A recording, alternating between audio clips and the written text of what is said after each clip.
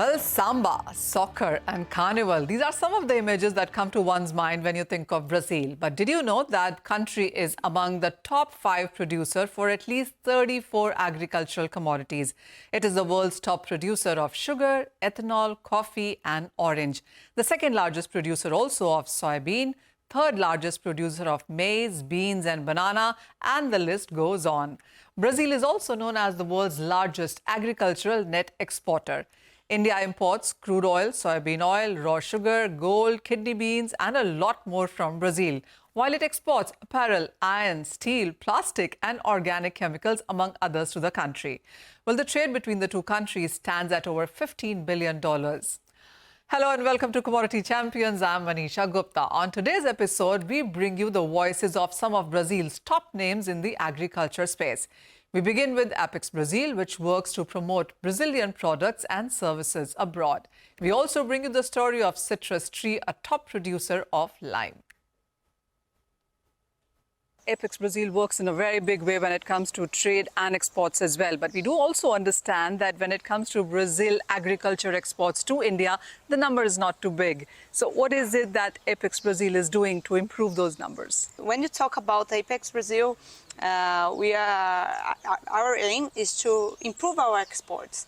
In terms of agricultural products, last year we exported around 166 billion in products, but we exported a lot to China, to US, to Europe. But when you talk about India, there is a gap. We need to improve our exports. We have been growing this rate year by year. We export more products to India, but actually we have a big opportunity here to export more products and also more kinds of products that you can produce in your own country, like the genetics that we see before. Oh, absolutely. So what would you, of course, there's a great relationship between the two countries, but what would you say needs to be worked upon even stronger from where we stand now? That's a good question, because when you think about the relationship between Brazil and India, it has been improving day by day. But now we face some challenges with the regulation, which is getting better and better. But I think when we have this both countries that they are happy to bring together more products between import and also export, we can improve it more. We can break those barriers and export it more.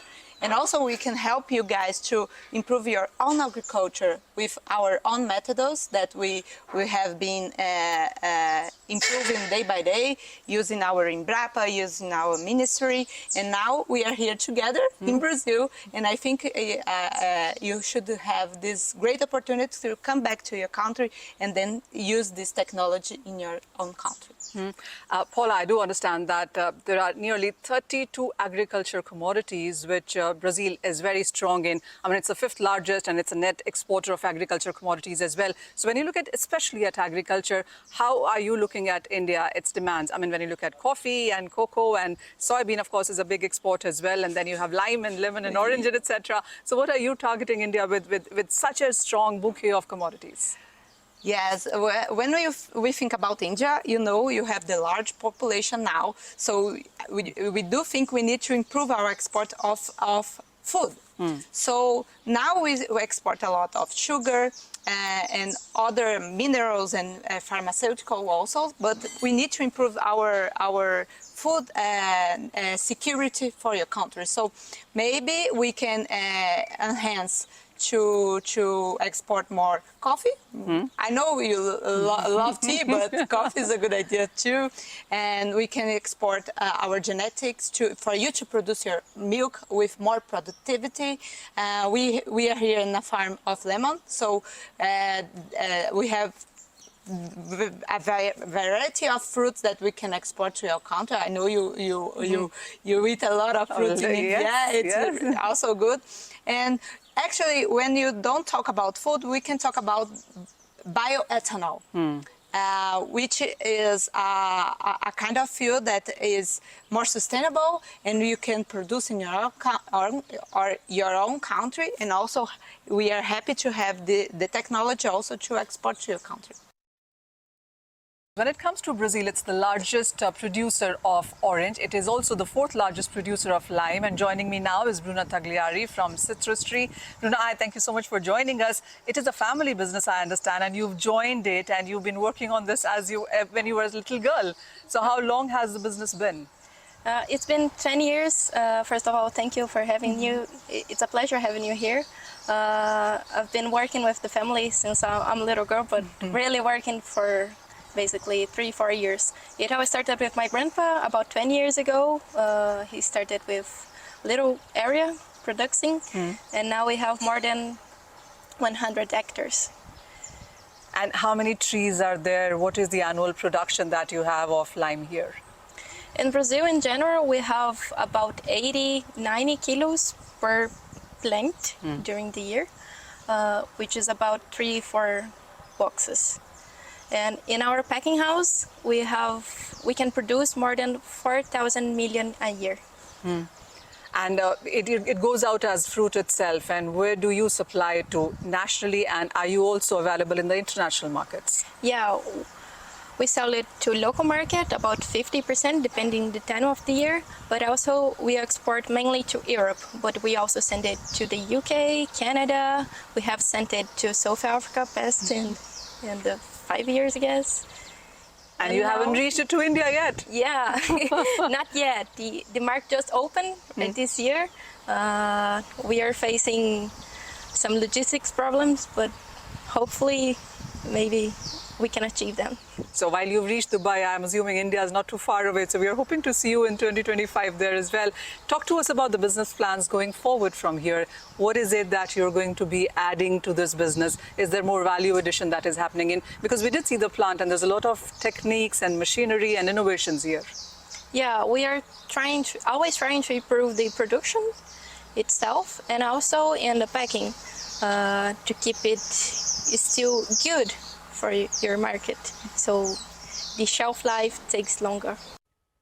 Well, I also spoke to the international supervisor of ABCZ Brazil, which works with Indian cow breeds and improves productivity and genetics of livestock to ensure cost efficiency. We do understand that there's a lot of trade happening between the two countries, but when it comes to cattle, when it comes to milk, what is the numbers right now? What is it that we're doing and what is it that you're facing in sense of challenges? Oh, yeah.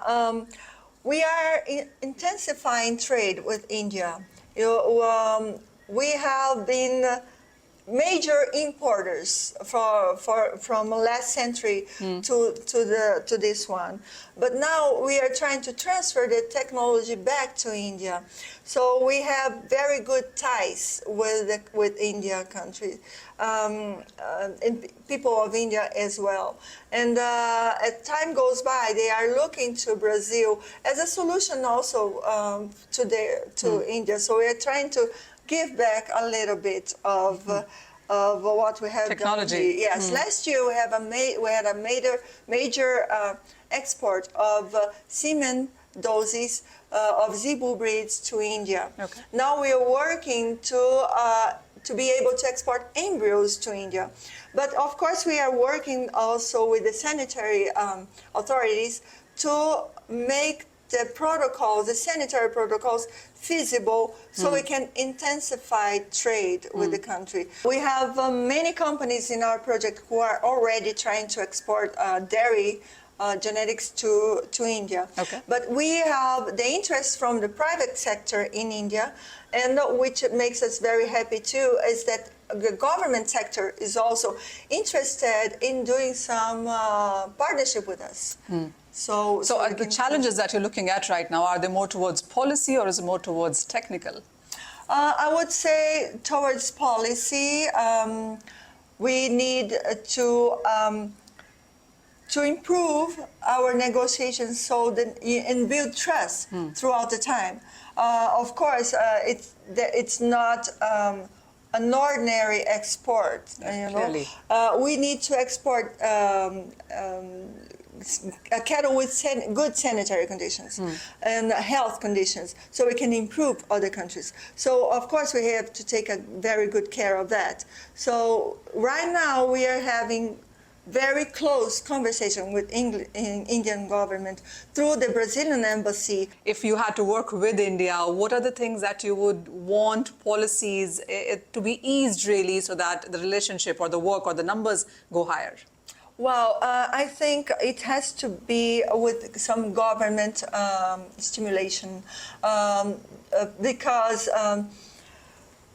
if we want to spread good genetics, you have to bring the whole package. And also, I think for small farmers especially, they need some help, financial help, and also scientific help, educational help, so they can introduce this type of new technicians and new techniques to their farms. So I think if government takes this big step towards small farmers, I think it would be great. And I think India is already thinking about that. Well, clearly, the couple of woes that are coming in from everybody in Brazil are about regulations and about sanitary protocols that India really has put in. But I also spoke to CropLife, which promotes agricultural technologies such as pesticides and plant biotechnologies. Let's listen in. CropLife does a lot of work when it comes to, bio side of the agriculture. What would you say have been the plus points for you in the last couple of years? Okay, the biological sector here in Brazil is growing a lot.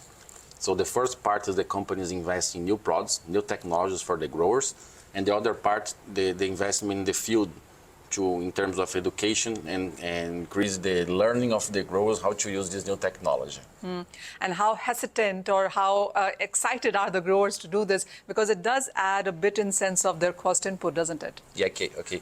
The technology for the biologicals was launched in Brazil in the early of the 70s. Okay. But in the last 5 years, the adoption rate is increasing a lot in the field. So the growers are now learning how to combine the pesticides and biological products in the field to increase the yield. What crops are doing the best as of now within Brazil? The best crops are soybean, corn, cotton, coffee, sugarcane, and fruit and vegetables. And how much have you seen in sense of yield increase in many of these crops? For example, the adoption for soybeans is over 50% in the field. So you have, for example, biostimulants in the field that have adoption more than 70% in the field. So the growers are seeing the benefits of this technology. Renato, what is the plan with India? Because we do understand that India and Brazil are looking at various bilateral, multilateral conversations. So where does CropLife fit into all of that? I think in terms of Brazil, we can take advantage from India in terms of the technology to produce the materials in terms of industries. And in Brazil can share good practices how to adopt the technology in the field to increase the yield at the end of the day for increase the profitability of the grower. As you said, the last 5 years clearly have been great for you. You've seen more farmers adopting this. Yield has gone up as well. What is the plan now for the next 4 to 5 years? Okay, the plan is to continue to increase the adoption of the technology, working in intellectual property actions, because the company are investing in new technologies, a new frontier of technologies that will come into the field. So we're expecting in the next 5 years, a lot of launching of new technologies in the field. So you, as you said, the work has been going on since 70s now. So when you look at the overall crop, what percentage would you say works within GM or with bioagriculture, and what crop has not adopted this yet? Okay, for soybean, corn, and cotton, the adoption of GM crops is over 95% here in Brazil. And for other crops, for example, coffee, sugarcane, or fruit and vegetables, we don't have GM for Brazil, so we are using conventional seeds here. You're working with various things. So what is priority right now? I mean, you have various categories. Okay, our big priorities are in terms of the advancement of regulation to improve the environment of doing business here in Brazil. Also, anti-counterfeit actions here in Brazil. and also communication for the society too. So as you said, economic efficiency is one part of it. And then, of course, it's about social responsibility and then sustainability. You also spoke about traceability to us earlier. How is that all taking form as we go ahead from here? Yeah, we have very good practices here in Brazil in terms of traceability. For example, in the cotton market, we have a specific QR code to track all the production and all the consumption of the materials in the field. So we are advancing a lot in this area too. So if I'm wearing a shirt, I do know where that cotton comes in from. Yes, the specific farmer who produces it and which product they use in the field, everything is that's wonderful. Specific code. All right, and with that, it's time for a short break, but more from Brazil when we return.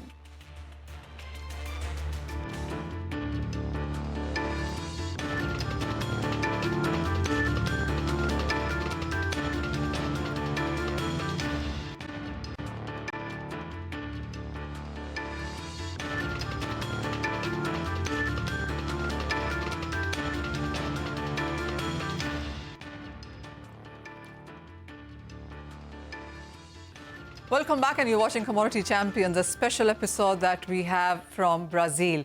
Well, I also had a conversation with Genx, which is a leading genetics company in Brazil, focused on genetic improvement of bovine and finding technological solutions. I spoke to Sergio South of Genx to find out more about the company's plans. Sergio, tell us on what is the conversation with India right now? What is the percentage of your exports to India, and how are you looking to increase that? Yeah, right now we are in a discussion to improve the protocol between India and Brazil, the sanitary protocol. It's very important to allow us to export in a simple way. Of course, we respect all the sanitary traits. It's very important to be careful with biosecurity, and we respect that. But we feel that it's a little bit bureaucratic, and the process right now, of course, can be much more simple and facilitate this process between the countries. So what is your percentage to India, and is it, when you are selling this to India, is it to cooperatives or private companies? Who are you working with? We have a contact in India with very important cooperatives there, big cooperative. I'm trying to remember the name now, but if you remember some, for sure, we have two, Amul. I remember it's a big cooperative there. There's another one. There is a cooperative that normally, at least once a year, we receive some delegates from India cooperatives that come to Brazil, start some negotiations, or we try to make some agreements. Sometimes we have successful, sometimes not, depending on the bureaucracy. Okay? So from where the work stands right now, or your numbers stand right now, the kind of work that you are doing, where do you see yourself in 3 to 5 years from now?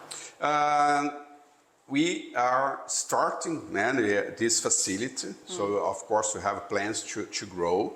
Right now we have 150 bulls in production here.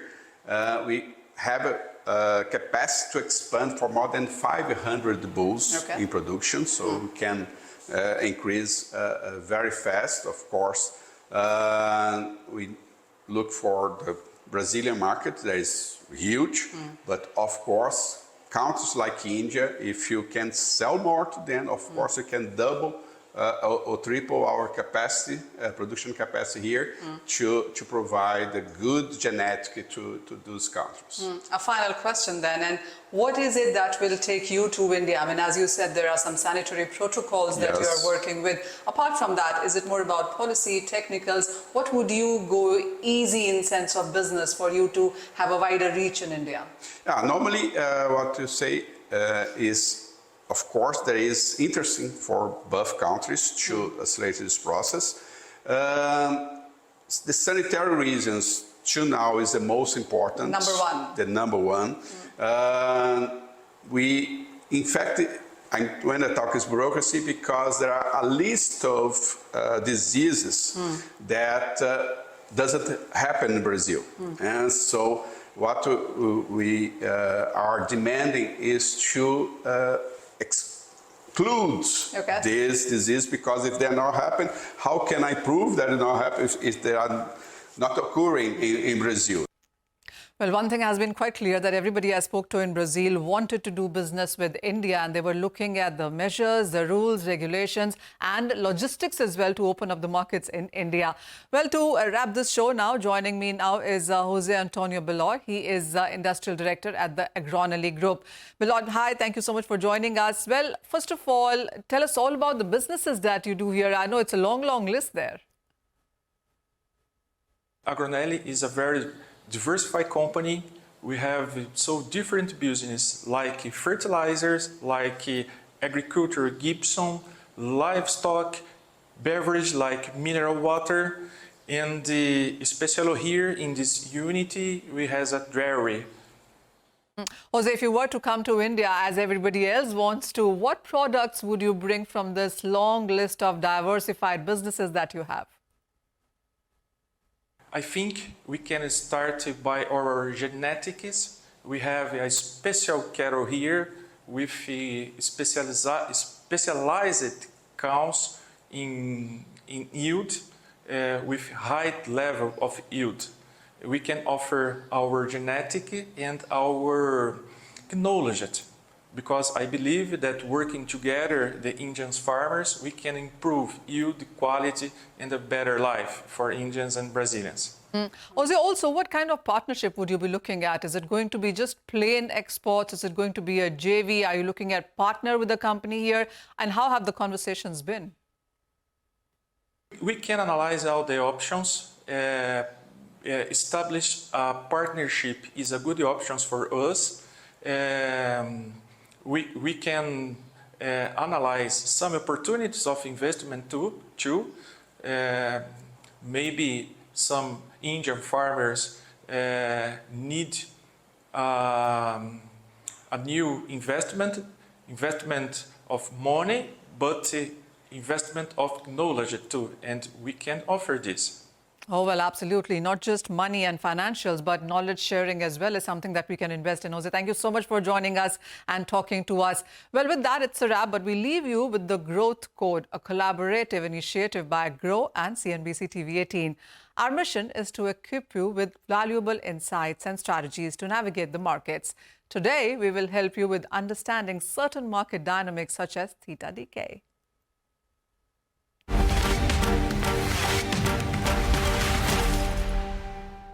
You've heard that time is money, right? It holds true, especially in trading. And if you're trading options, understanding market dynamics like time value decay, also known as theta decay, could actually be the difference between profit and loss. Theta decay actually measures how an options premium erodes as time passes. Think of it like an ice cube melting. Every day, no matter what happens, a portion of your options value keeps slipping away. Here's the catch. Even if a stock price doesn't move, your option can lose value. That's theta working against you. What basically happens is, if you buy an option at the start of the month, if the underlying does not move, by the end of the month, you still have the option value eroding. Successful traders understand this, and they factor in time decay to choose the right strategy. Strategies like spreads or selling options can help you harness this time or theta to your advantage, turning time decay from an enemy into an ally.